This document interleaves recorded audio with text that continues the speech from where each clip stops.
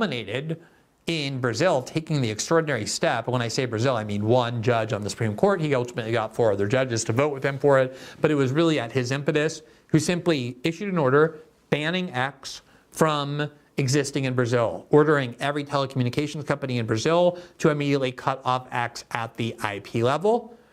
And at the same time he did that, he invented a law out of nowhere that made it a crime to use VPNs. VPNs, as we've explained before, are programs that allow you to hide the origins of your internet connection. It's often used in authoritarian countries like China or Russia or Iran or now Brazil to get around government blocks of certain sites that you actually want to access. And he said that anyone using VPNs to access this banned platform called Twitter will receive a fine of $9,000 a day. But it got extremely vitriolic. And one of the things that Elon Musk said is that these censorship orders are so illegal and so unjust and so unconstitutional, all of which I believe is to be true as well.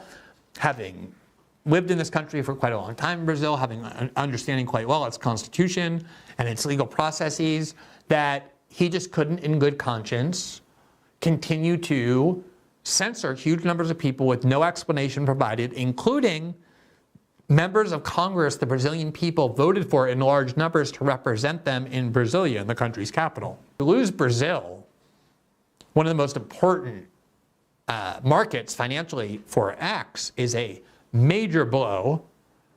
And then on top of that, one of the things that the Supreme Court did was X decided that it was going to remove all of its physical presence from Brazil, because the Supreme Court actually started to say, if X doesn't censor who we want, we're going to arrest the executives and officials who work for X in Brazil, and including its lawyers. But because there was no bank account for X for him to seize, because Elon had pulled out all of its assets, he started to freeze the bank accounts of Starlink. That's starting around 2.5 weeks ago. X started signaling very clearly, not just signaling, but stating that they want to get back into Brazil and that they are willing to comply with all of the requirements to get back into Brazil that they previously refused to comply with.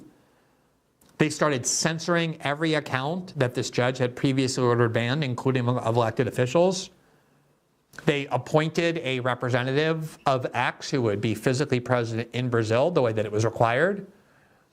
And he said he would pay all the fines out of X's own assets. And over the last 2 weeks, X has been gradually leaping through every hoop that was set up for them in order to get back into Brazil by this judge. Now, as we always say, the reason we talk about Brazil or wherever this is happening in the UK or Canada or the EU is because it's starting to happen everywhere.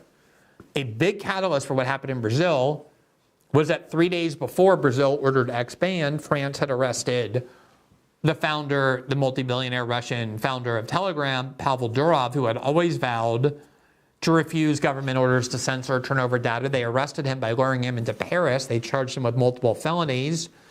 And then 2 weeks later, Pavel issued a public statement saying that Telegram was radically changing all of its rules so that in the future they would significantly fortify their content moderation and comply with all government orders.